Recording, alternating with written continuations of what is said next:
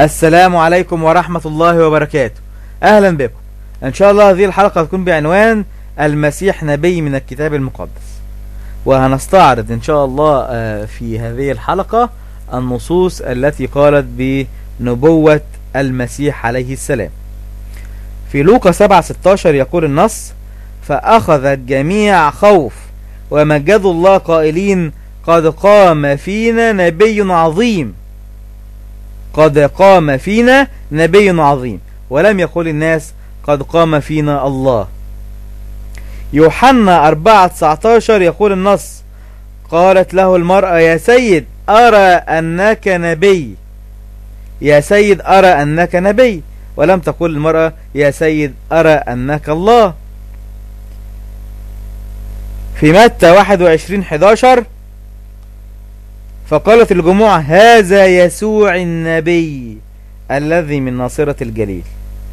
لم تقول الجموع هذا يسوع إلهنا أو هو الله الذي من ناصرة الجليل. لوقا 24:18 فأجاب أحدهما الذي اسمه كليوباس وقال له هل أنت متغرب وحدك في أورشليم ولم تعلم الأمور التي حدثت فيها في هذه الأيام؟ فقال لهما وما هي؟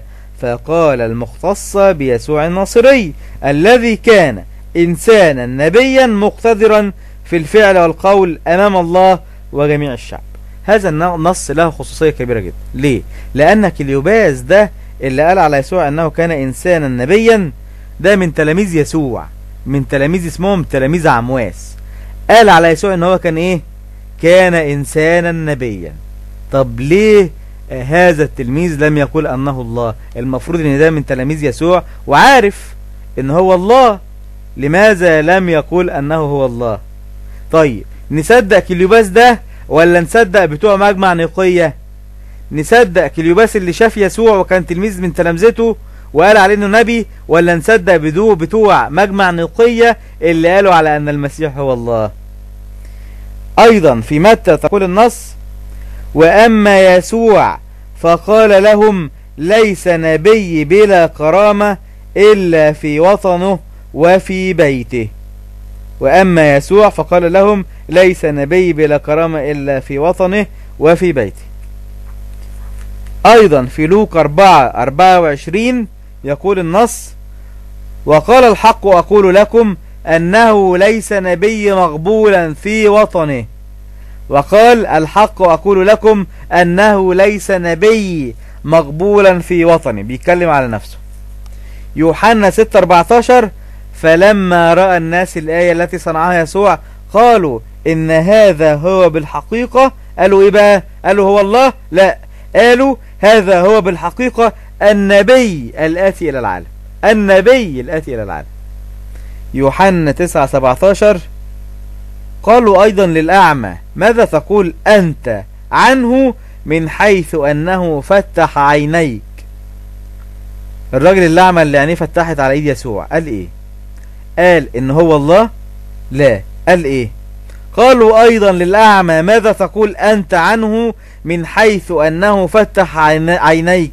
فقال إنه نبي، فقال إنه نبي، ولم يقول أنه هو الله.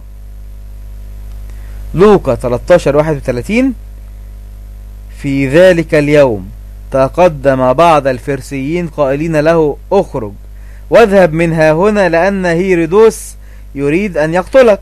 فقال لهم امضوا وقولوا لهذا الثعلب ها أنا أخرج شياطين وأشفي اليوم وغدا وفي اليوم الثالث أكمل، بل ينبغي أن أسير اليوم وغدا وما يليه لأنه لا يمكن أن يهلك نبي خارج عن أورشليم.